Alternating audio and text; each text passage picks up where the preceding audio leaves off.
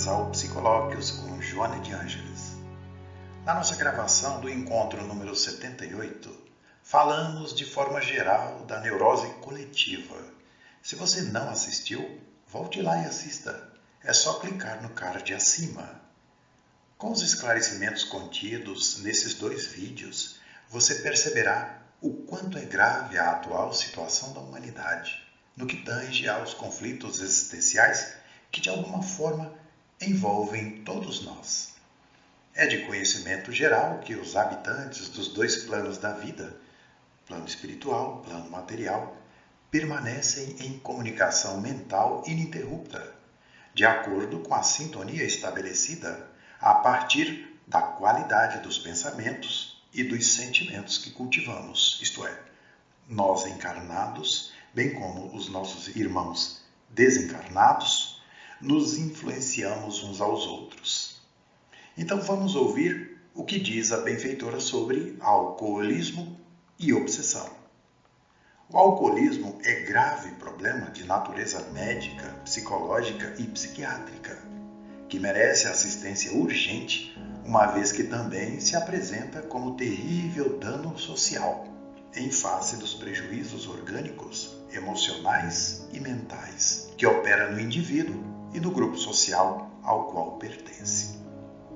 O alcoolismo envolve crianças mal orientadas, jovens em desalinho de conduta, adultos e idosos instáveis, gerando altos índices de intoxicação aguda e subaguda em todos, como consequência da facilidade com que se pode conseguir a substância alcoólica que faz parte do status da sociedade contemporânea, como de alguma forma ocorreu no passado.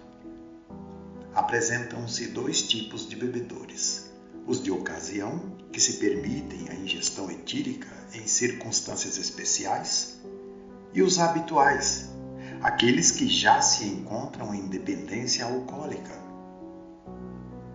É mais perigosa, naturalmente, a feição crônica, com boa dose de suporte do organismo que se desequilibra em delírios, quando por ocasião de breve abstinência, ou mesmo por um pouco de excesso, em razão da progressiva degenerescência dos centros nervosos. Invariavelmente, a ansiedade desempenha um papel preponderante no uso do álcool, por causa da ilusão de que a sua ingestão acalma, produz alegria, o que não corresponde à verdade. Em muitas personalidades psicopatas, o álcool produz rápidas alucinações ou depressão, levando, na primeira hipótese, à prática de ações criminosas alucinadas, que desaparecem da lembrança do indivíduo quando recobra a consciência. Noutras vezes, a necessidade irresistível de ingerir o álcool, oferecendo o prazer mórbido do copo cheio, caracteriza o dipsômano ansioso e consciente da sua enfermidade. Esse tipo de enfermo pode manter relativa abstinência e períodos de grande ingestão alcoólica, em verdadeiro círculo vicioso de que não se consegue libertar, definindo o rumo do abandono do vício. Isto é, torna cada vez mais difícil o abandono do vício. Ao lado desse, existe o hipômano, que se apresenta com pequenas e constantes intoxicações, podendo demorar meses sem beber qualquer quantidade de substância alcoólica, quando se encontra na sua fase de normalidade. Logo, celebrando alegremente o retorno a ela, em algumas semanas de degradação, na qual se apresenta a manifestação maníaco-depressiva, em que aparecem os episódios delirantes. Não se pode negar que existe uma herança ancestral para o alcoólico.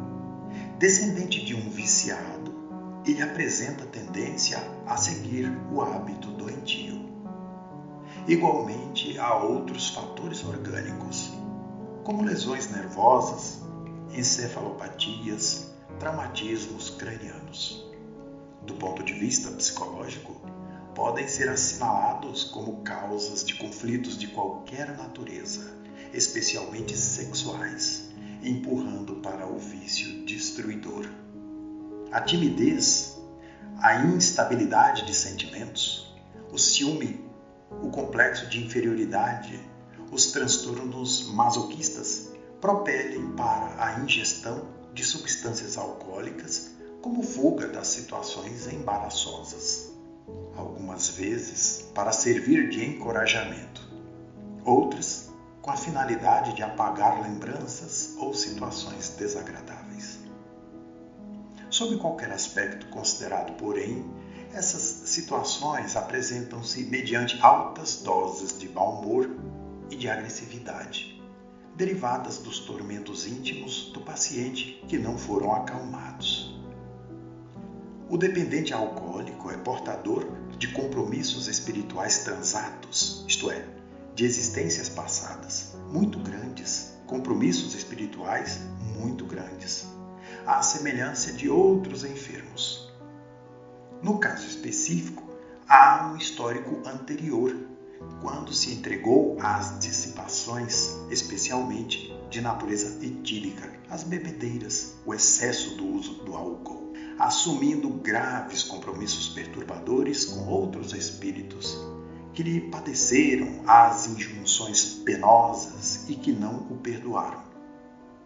Reencontrando-o, estimulam-no à antiga debilidade moral, a fim de o consumirem na alucinação, ao tempo em que também participam das suas libações, dando prosseguimento aos desaires, isto é, à conduta vergonhosa que a ausência do corpo já não lhes permite.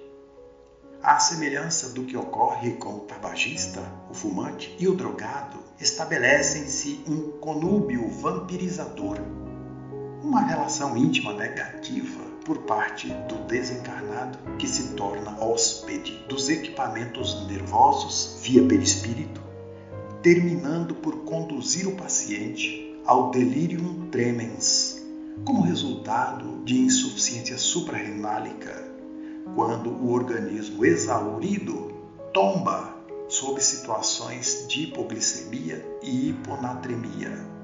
O delírio tremens começa geralmente 2 a 5 dias após a última dose de bebida e pode ser fatal. Agitação, confusão mental, pressão arterial elevada, febre e alucinações são alguns dos sintomas.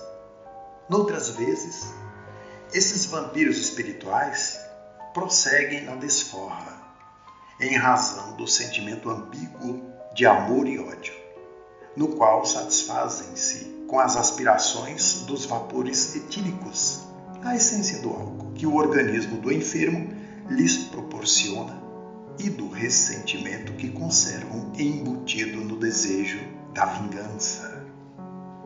Assim sendo, igualmente entorpecem-se, embriagam-se pela absorção da substância danosa que o perispírito assimila, enlouquecendo, além do estado infeliz em que se encontram.